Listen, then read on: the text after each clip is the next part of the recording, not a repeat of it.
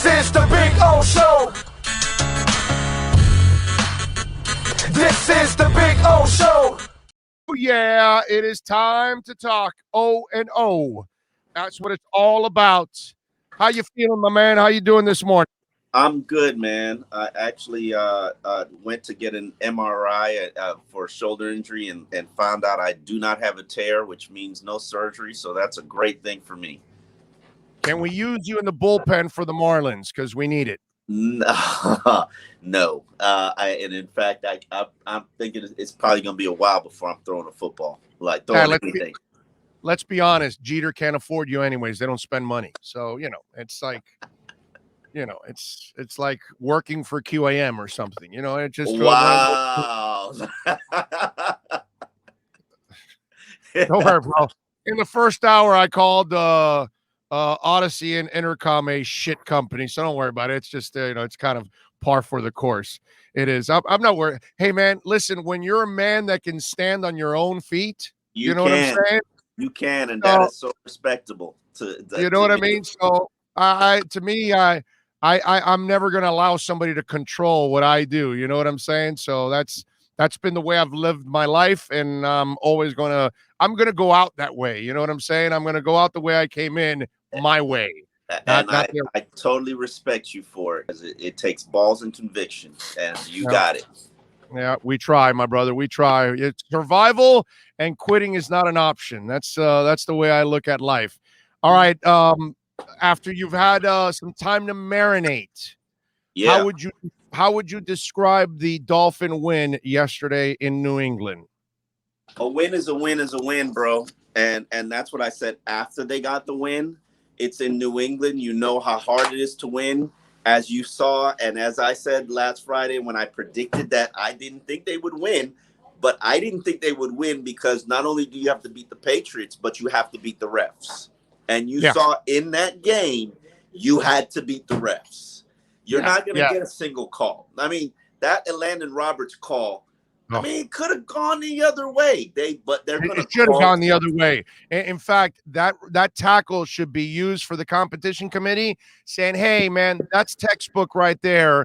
He was out of control because he was getting tripped up, and the man still had the wherewithal to just, corral his legs." And bring them down, pretty much gently. But by the book, they made the call by the book, and that's the Brady rule. You're not gonna not call the Brady rule in Foxborough, in Gillette Stadium. Like it's that could have cost them their starting quarterback, and we all know that that's the cardinal sin in the NFL. You cannot injure quarterback. And dude, if he dives at his knees, I have no problem with the call. It'll suck and all that, but it's a right call. On this one, he was already turning around. He was already bending his knees.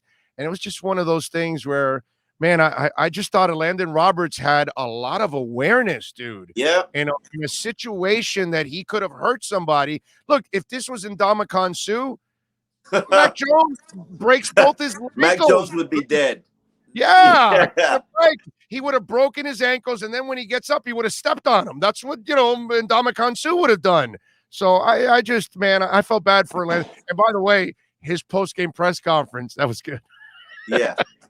Landon has got great personality. He just contains it and is all about I got so many issues with him, and we got to sit in the room and hash it out because he's always taking shots at me because I say that, bring up the run game and they're not physical enough. And I'm still going to talk about the run defense. They're not, they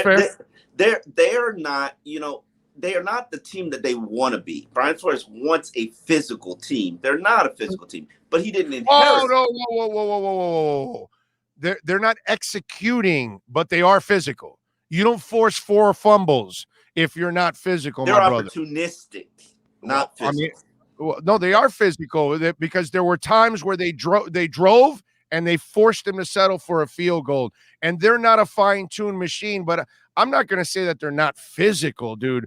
History says that they're not physical. They can't run the ball. They can't stop the run. If we want to get to the MO of what Brian Flores' teams are and just address the negatives. They're opportunistic. They're very disciplined.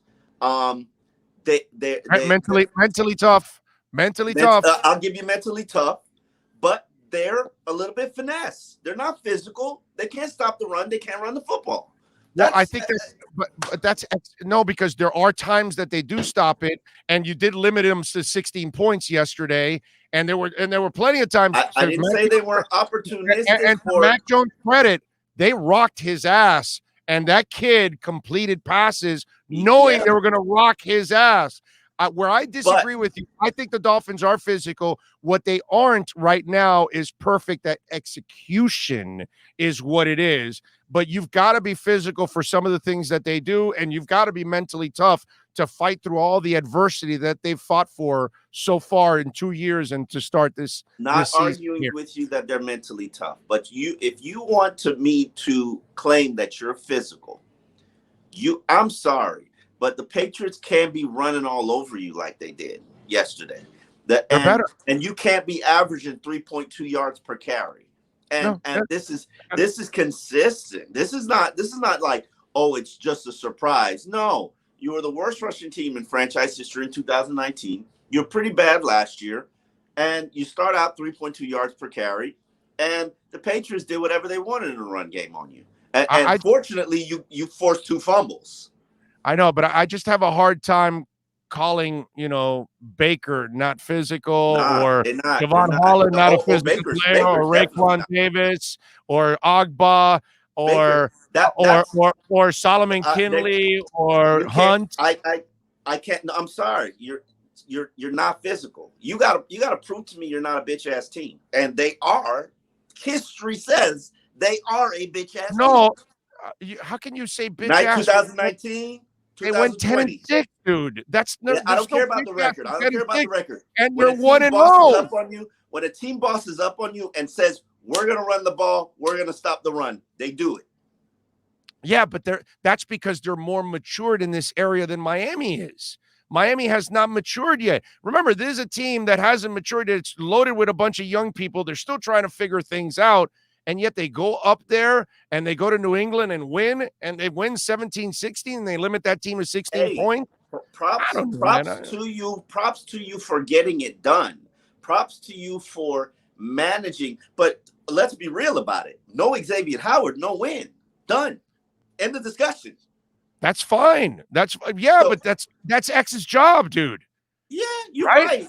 But there were three other forced fumbles in the game.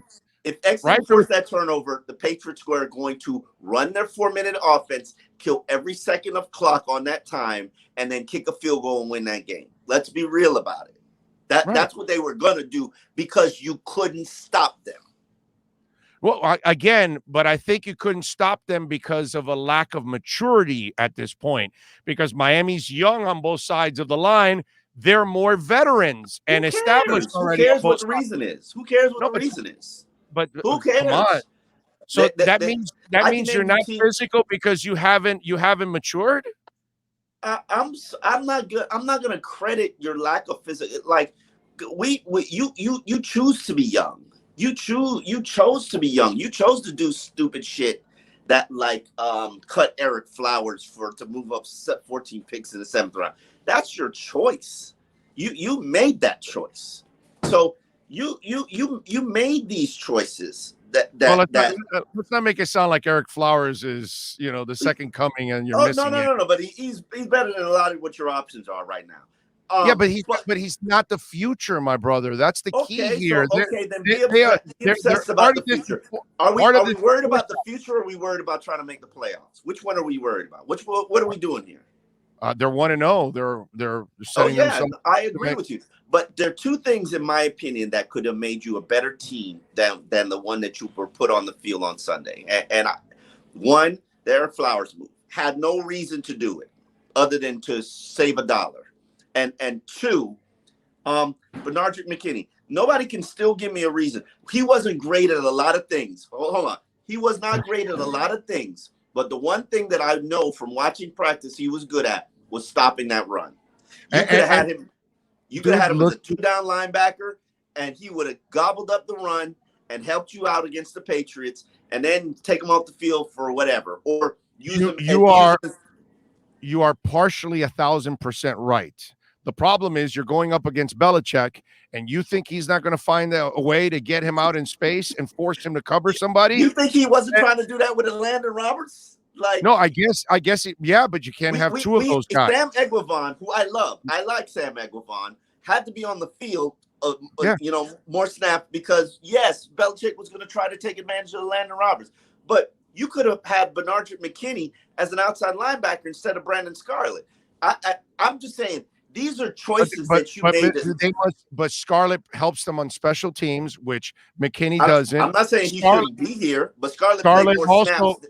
But Scarlett may help him in the pass.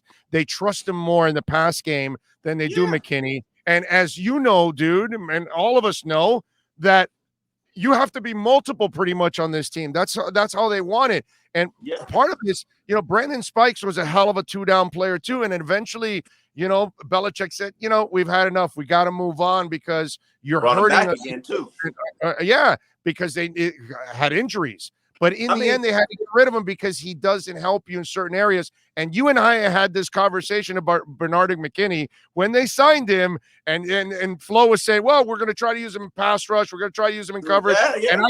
And right away, I told you that doesn't exist because I've watched Bernard McKinney since his first day in the NFL. He can cover and he can't rush the passer. If he's not stopping the run, that's the only thing he does, and he does it at a very high level. But that tells you exactly what it is. But you could have used in a game in a game against the Patriots where they want to run the ball down your throat, and they might be the only opponent on your schedule that wants to do that. What could be that's the game for Bernard McKinney.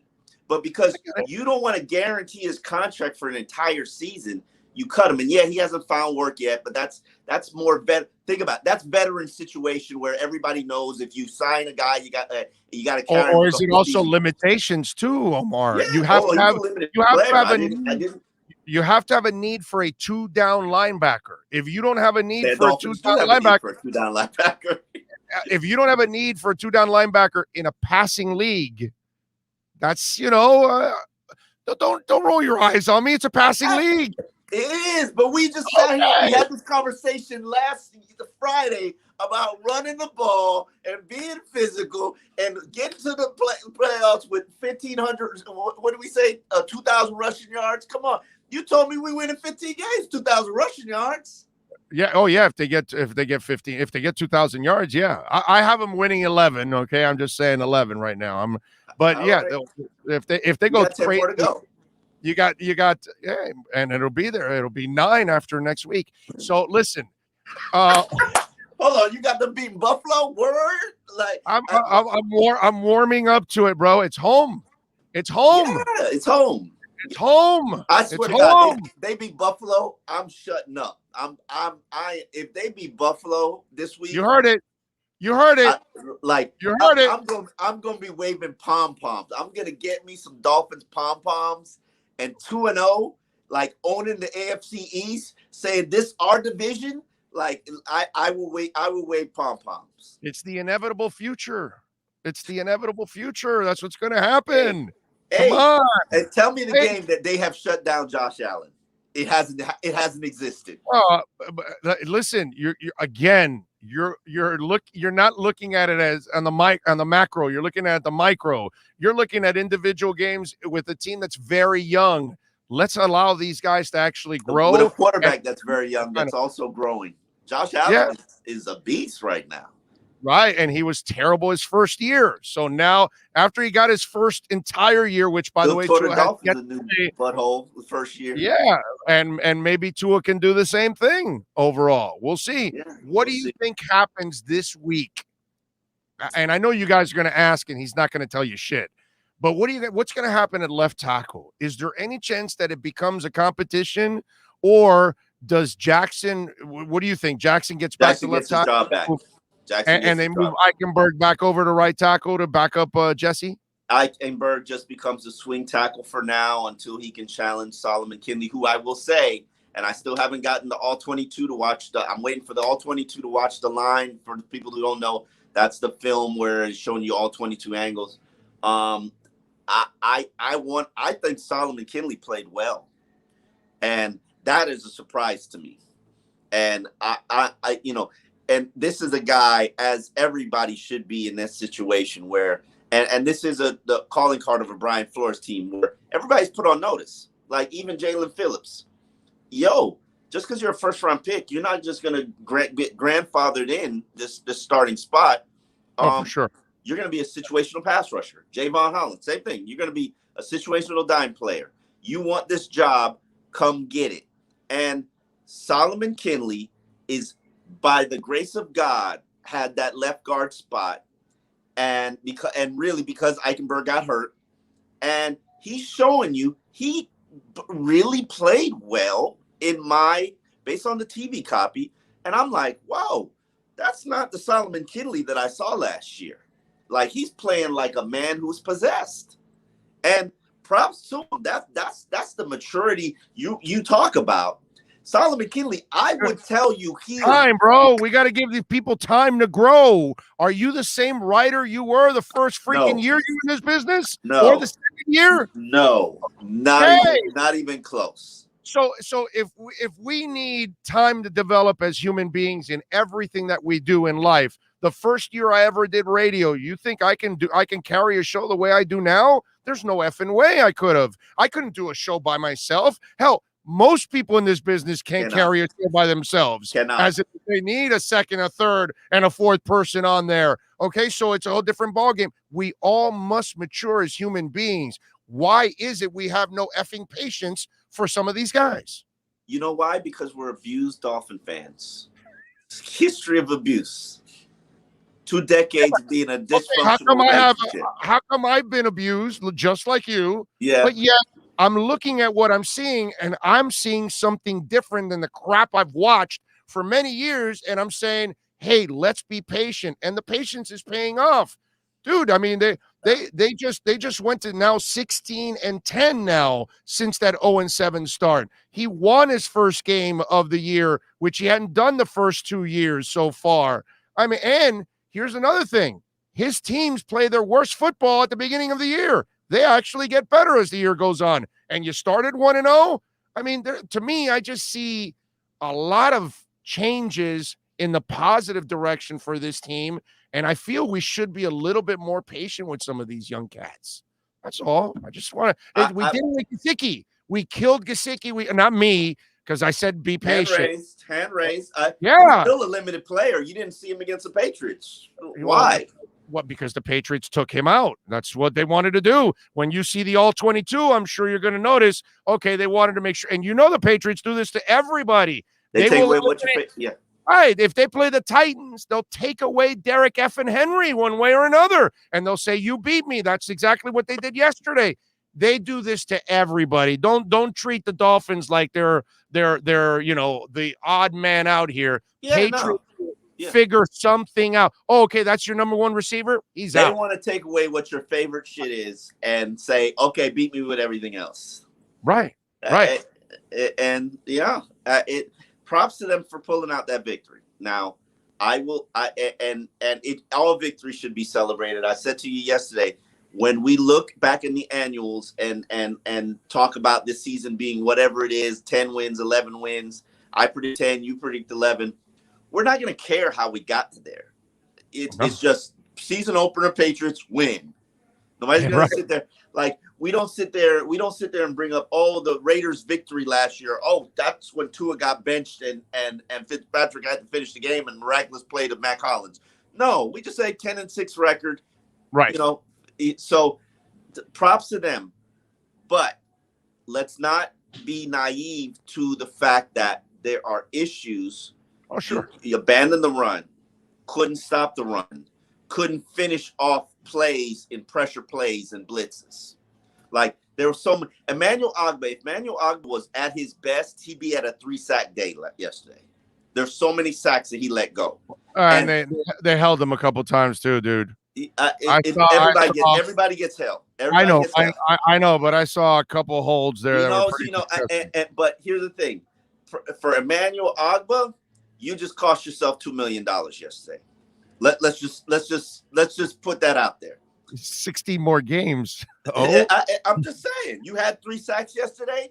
Whatever you finish with, if you finish with what you did just last year, you're at 14 million, 15 million a year player. shit. If he had 3 sacks yesterday, he probably would have held out until he got a new deal. See what I'm doing? See what I'm doing? We won. I got 3 sacks now. Yeah, no. Or wait, I'm sorry. Hey, listen. If Emmanuel Ogbah got 3 sacks yesterday, he's franchise tagged at the end of the year. So so you just cost yourself money. You got to finish that. You got to finish those plays, man. How do you know he doesn't finish this week against Josh Allen, baby? Let's because Josh Allen, the mobile quarterback is always the Achilles heel for this defense.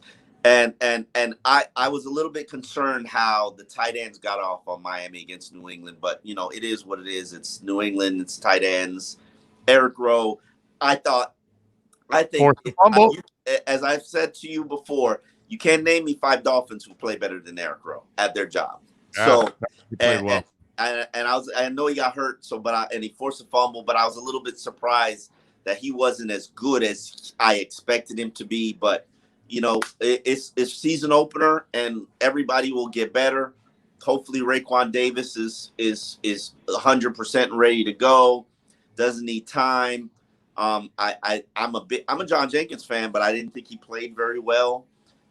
So we'll see what happens. Yeah, I was hoping, because I thought he was going to be a difference maker, Raekwon, in that game. I thought they needed him, especially against that line of theirs. Yeah. Obviously the Patriots. And keep in mind, that line did not have their best player, Trent Brown. Tunney also got hurt, right? Didn't Tunney get hurt? I didn't even know that. Yeah. Yeah, I think he got hurt yesterday. Tunney. Yeah. Oh. I think he got banged up in that game too. So they were down 2 linemen. And it is what it is. Dolphins, props to Xavier. If I were you, I'd fix that contract right now, because it's going to be another issue at the end of the year. Well, that's when they're not going to do it. They're going to work on the cap for next year to do that. That's what it is. Yeah. This is a smart team, how they try to move their money around. So they probably told them, hey, look, we'll take care of you next year, but we don't want to add more to what's going on now. We can be more creative next year, probably. Yeah. If X was so lonely yesterday, and for him to come out and still deliver that forced fumble, like that's what primetime players do, and make plays that they make. And that to me is just such a big moment, because that right there is one player delivering one win, and you don't have that many players on your team that can do that. What's it say about the team when all the issues that you're talking about, but yet they still find a way to win? That I think that is still something it says something about. I mean, I'm not arguing with you that they're not a well-coached team, or that they're not a potentially good team. I mean, my issue is we got to raise the bar. We can't keep settling for and expecting fuck shit to happen with this organization like we have for so many years. We got to say, this is a playoff team. Let's expect them to look like a playoff team. Let's expect them to perform like a playoff team. And yesterday, even though it was a win, to me, that was not a playoff performance. That was not we're ready. That should have been a primetime game, because you got the Alabama quarterback. It was better than the game that they put on at night. That should have been a primetime game. And you didn't play like you were ready for primetime. And to me, that's my goal and vision for the 2021 Dolphins. They have to elevate their level of play. I think the guys, Myles Gaskin stepped up and played like he was ready for primetime. Devontae Parker stepped up, played like he was ready for primetime. Xavier Howard stepped up, played like he was ready for primetime. But there are guys, Jerome Baker played better than he played. Albert Wilson, some of those plays, I would love for Albert to have, that touchdown pass. I see them working on that every single day. And it was right there, it was tipped. And great play by the defensive back. But I was a little disappointed, just a little, that Albert Wilson wasn't more of a factor in this game. Because if you would have made Albert Wilson a factor in this game and still have Devontae and still have who's the Jalen Jalen Waddle, they're unstoppable. Like, and trust me, Albert Wilson, yeah, you're going to have Fuller back. I don't know where he is from a health standpoint. But when they have 3 weapons on the field like that, like, how do you stop them? Because that's the beauty of the RPO. You got Waddle to do all that gadget stuff. You got Devontae running that slant, and that's just a staple of the RPO. That's not a play that they call. That's Tua and Devontae getting that look, getting that coverage. We're taking it. You know, it's there. It's there. It's there. So you're going to hit that 3-4 times a game. They cannot be stopped if they get a wide receiver who can take the top off of defense. I'm with you. They can't be stopped. And obviously they need an offensive line that can protect Tua, which, you know, I've been warning y'all about the offensive line for how many years now, and how many, you know, we've been talking about them since the spring. Trust me, baby, it ain't good enough. Not yet. No, I don't think anybody in the Dolphin Nation thinks that the line play was good enough. It was just good enough to get you by and try to win that game yesterday. Poupart gave me a really interesting scenario, and I know that you hang a lot with Poupart, and I never thought of it until he mentioned it. He thinks Fuller will be activated this week, and Preston will be placed on the IR, so he's out for 3 more weeks to kind of, 1, buy them the space, 2, buy the kid time to heal up more, which makes a ton of sense, by the way. I hope they take it slow with Preston and allow him to really heal so you can get the real Preston Williams back. Does that make sense to you? It does make sense, because you can put a guy on IR and they can come back in 3 weeks, so you don't have to rush Preston back. And for some reason, they're, you know, I don't know if he regressed or if he suffered a setback, but, you know, they're being cautious. Could be that. Could be that, right? There are a lot of injuries that they have that they're not being cautious with. So this is the only one I can tell you that they're being, well, I mean, since training camp, because Albert was shut down for Albert. They saw Albert the first week and they're like, all right, you got a quadricep injury, shut it down. We don't need to see anymore. Just get back. And I don't know if they'll need Preston unless something happens to Devontae. Right, exactly. Because they're the same receiver. So, and you only really need one of those in this offense. So, I think that's a brilliant scenario by Poop.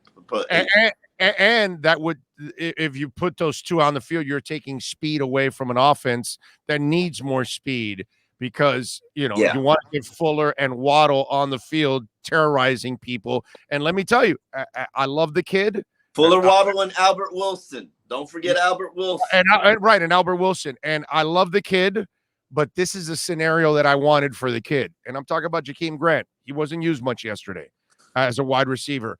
And that's exactly what they need to do, is keep him fresh, leave him alone in special teams, because you have a plethora of wide receivers. You got real receivers. Right. That's been the problem the last 2 years, that you've used him as a wide receiver and you've kind of worn him out, and then he's not a great wide receiver. So keep him as a returner. And I thought that yesterday the scenario broke perfect. Keep the kid as a special teamer. He's not even worth talking about. You're just trying to get me. Listen. Because he didn't make a return? He's here. He's cashing his check. He's returning his punts and kickoffs. Like, enjoy your check, bro. Enjoy your check. Let's check back at the trade deadline, see if somebody needs a return specialist, wants to offer up a 5th-round pick. And it sounded to me like, which I'm not surprised. We really don't know what's going on with Raekwon, but the fact that he was standing on the sidelines holding his helmet and they didn't take it away kind of felt like, okay, and they listed him questionable, so they kind of left it like, well, maybe if we suffer a bunch of injuries, we'll throw him in there because we have no choice. But if everybody's healthy, let's get him through the game and rest him. That's kind of the feeling I got, that he'll probably be available this week for the team. We'll know more as the week progresses. We'll know more Wednesday whether or not he's limited or being guarded. He's a big player. With Buffalo, I don't even think he plays that much against Buffalo because they're not really trying to run at you. So this is not the game for him. Last week was the game for him. This is a game you can get by with Sealer and Wilkins on the inside, Agba, and Raekwon is an important piece, but he's important against teams that are trying to run it down your throat. He's not going to help you against Josh Allen. Right, and Singletary's not necessarily a punishing back either. Yeah, exactly. For them. So I see what you're saying. That actually makes a lot of sense there. What are you working on the Sun Sentinel, my friend, so folks can check you out? Well, we got to follow today. We've got grades coming out for the performance, which includes a stock report. I am writing a column for Dave Hyde is writing a column on Waddle and the impact that he's going to have, and I'm planning on writing something on Tuesday. Don't exactly know what it's about, but I think I wanna talk to Dolphin fans about really just, I know we've been in this dysfunctional relationship for 2 decades, but we need to raise the bar. This is a playoff team. This should be a playoff team. Those should be our expectations. And if you're making excuses for Tua being outperformed by Mac Jones or the O-line not looking good, or whoa, wait a minute. You're not going to say Tua didn't get outperformed by Mac Jones, are you? No. Mac Jones played better, but I just want to do this. Give Mac Jones Miami's running game and offensive line. Give Tua New England's offensive line and running game. You tell me the results. Be honest now. I still think I don't think Tua played bad. Let's. I gave him a C plus. I gave him a C plus. He wasn't bad. If it wasn't for that interception, and maybe that would have been a B plus. Yeah, and the interception was really a play he was trying to throw away. If it wasn't for that interception, he was under pressure a lot. But that's the thing. You're going to be on pressure on third downs. But I'm telling you, the immobile Mac behind Miami's line. He stood in there and took some fire. Studley, but you didn't answer my question now. Football. Give the kid the New England line and the New England running game. How much does Miami win by yesterday? Is it 17-16? No, but you could also say this: give Mac Jones, it's 30 to 16. Jones Tua's weapons, and it's like it's still without no line and no running game. You can have all those weapons. You don't have time. You'll be on your ass. Remember, Tua's at least mobile. Mac is not. So you have to admit that if you switch that, then it changes everything. So that's why Tua needs a line and needs a running game. I mean, dude, I've been saying how long I've been preaching that. All we got is nationally people pulling Tannehill's cock because Derrick Henry is running for 300 effing yards a game. And then when they shut Derrick Henry's ass down, they shut Tannehill down. And meanwhile, now we're going to say this in this game that somehow or another Tua wouldn't perform better with a better line and a better running back. If they switch the lines and the running back, Miami kicks New England's ass yesterday, 30-16. But would they have to switch the weaponry? No, you could switch weaponry. You can do whatever you want. I've watched Tua play with shit last year, and he actually won some games. That's true. That's true. Mac Jones is playing with shit right now. Yeah, but okay, that's fine. But he's Mr. Stud, right? So give Tua a line and running game, and the rest is history, because he's got the intelligence, the accuracy, the ball placement. That's all he needs in this damn league. You know what I mean? So that's my problem with the way people were phrasing everything yesterday. Mac Jones has a foundation that's better to work with right now than Tua, unfortunately, man. I don't know if I agree with that. Offensively, I would rather have outside of the only thing that I would want from New England is their line. That's it. I don't want anything else. Well, you have to go with. I'm just saying the line in the running game is very effective. So but then you sit here and tell me it's a passing league. It's a passing league. Oh, you don't need to pass. You don't need to run the ball. You got to block the pass, dude. You don't need to run the ball. Everybody, that's so old school. No. You can keep them honest with the run unless you're Tennessee and you desperately need to run. But I mean, overall, I'm just saying, it's just if Tua had that line and that running game clicking, I'm telling you, man, that kid would be dealing left So and right. fix the line, Big O. Fix That's the what line. they're trying, dog. How long have I been preaching that song? Yeah, but don't blame these guys for that. They're only been at it for a couple of years, but they're trying. Man, these guys been wasting draft picks for even Grier. Grier don't get off the hook. How many first-round picks since he's been director of college scouting, then the GM, not in full power, but then the GM in full power? We're talking about a 12-year cycle, and he's wasted a shitload of draft picks on offensive linemen. Well, he doesn't have number 3 overall, number 5 overall offensive tackle. He got one, and then they offered him the world, and he traded it away. I mean, he had a guy. His name is Laramie Tunsil, but he traded him away because Houston offered the world. So now it's up to him to go find another one of those guys. But we all know that the guys that they've drafted are not the Tunsil types. The types you pick in the top 10 and the top 5, they haven't drafted those kind of guys. So now you're in the developmental stages with the secondary and third level type of draft picks. So it becomes that much harder, All right. So you want to wrap up here now that it looks like you're back? I can you hear me? I hear you now. Yes. All right. Yeah.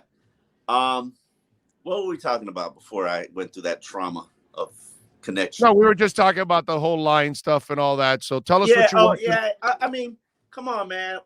Grier has used 4 first-round picks, like 3 second-round picks, 4 third-round picks, 3 fourth-round picks.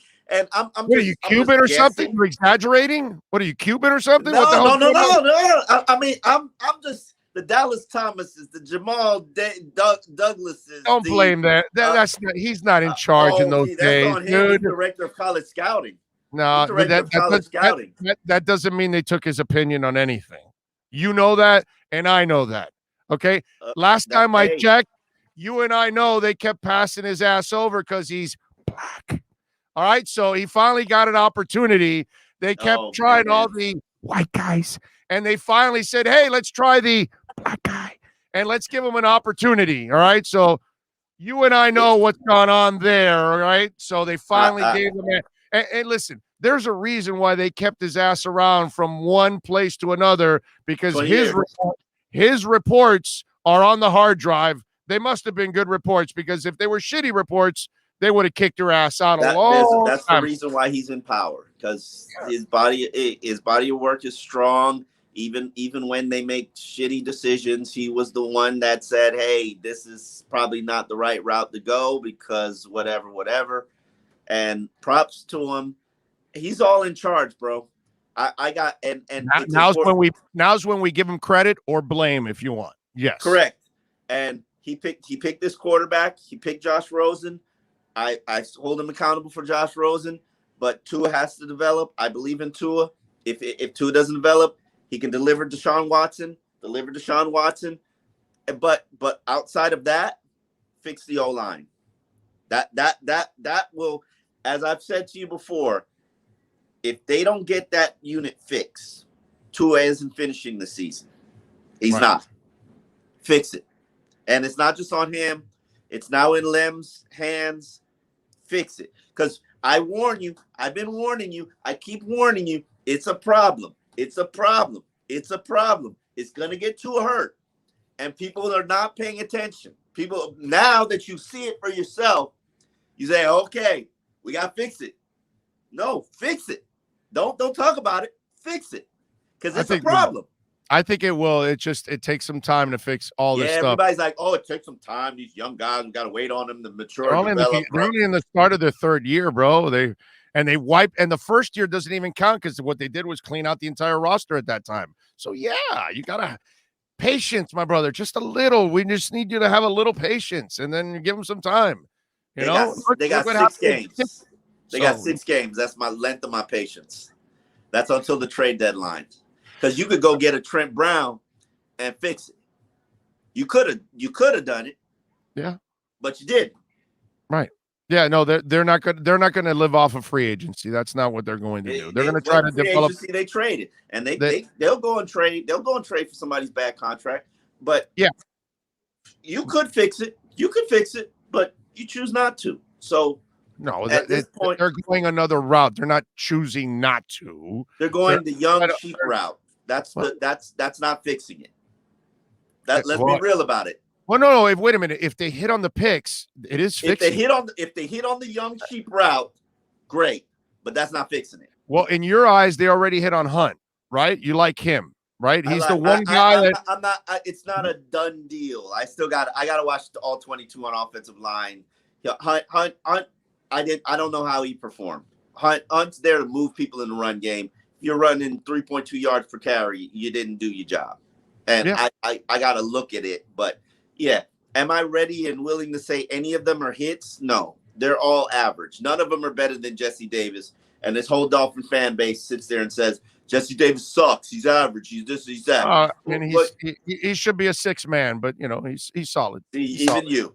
So if nobody, no, I like Jesse. I like Jesse, but I like him in the role of the 6-man is where I think you can. You have to. In other words, in my eyes, you have to find 5 guys. If he's your 6th man, then Austin Jackson's your 7th man. Solomon Kinley's your 8th man. Robert Hunt is maybe your 5th man. Michael Dieter, maybe your backup center. That's your line. That's your line. And they gotta play like they're not like that. They have to. This is important. That unit will determine whether you make the playoffs or not. Nothing else. That unit. Because they drastically impact Tua, as you saw in the opener. Right. So if they can't get it together, your team is shit. So fix it. Just how many times I got to give you this lecture? I'm just you and I have a different timetable here. I'm a little bit more patient, and they're winning, and they're winning in this process. So is your level of patience worth missing the playoffs? Why are you getting ahead of yourself? Who says they're missing? I'm just asking you a question. Is your level? Are you willing to be patient? To be honest, I'd be disappointed if they missed the playoffs this year. But again, we're kind of getting ahead of ourselves that in the 3rd year of this rebuild, I was thinking already 4th year of playoffs, not 3rd year. Okay. But I would be disappointed, but I would not be up in arms and going crazy and all that stuff if they missed the playoffs. They're a young team, man. I have hope for them right now.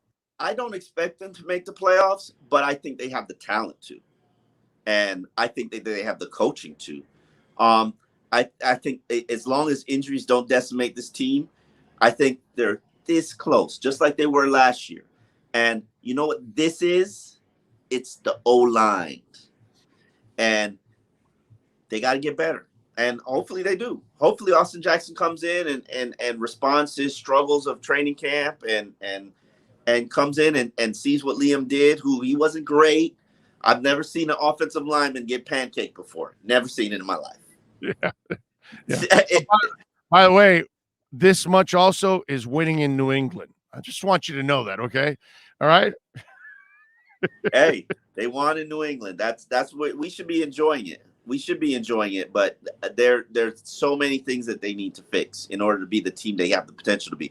If you want to beat Buffalo, it's work time. It's fixed time. It's not feel great about yourself. That pass rush got to get better. That run game got to get better. The offensive line has to get better. And Tua needs to perform at the next level, at another level. Like, we got to clean that up. And he wasn't bad, but you going against Josh Allen this week. That's the gold standard in your division right now. All right, good stuff. Follow him on Twitter at Omar Kelly and catch him all week long with great coverage at the South Florida Sun Sentinel. He'll be back on Friday with a prediction of the Dolphins beating the Bills. That's all I can tell you. All right, all right, see you. You're a stud. Thank you. There you go.